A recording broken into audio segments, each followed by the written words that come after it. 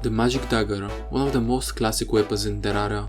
You probably know it as a trash weapon that mimics drop, but in this update it has been buffed quite a lot. So to begin with, its damage has been reduced from 40 to 35, but the biggest buff is that it's now auto fire.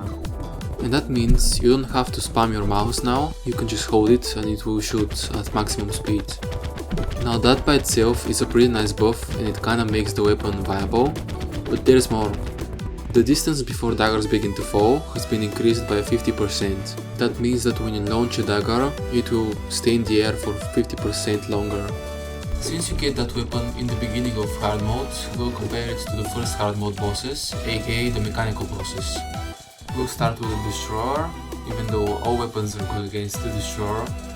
Since the weapon has a piercing effect, it can hit many of its fragments, and also by killing the drones you pretty much have infinite mana and will never have mana sickness, aka your damage will be always maximized.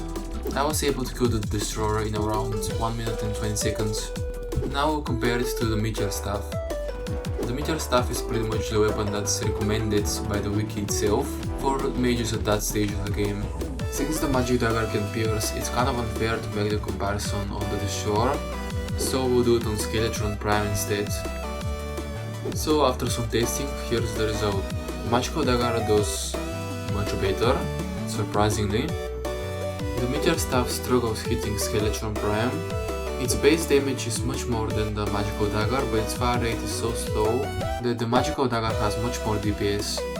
What do you think about the Magic Dagger? Is it worth using now? Will you use it in your next playthrough? You can comment down below your opinion and thoughts on it.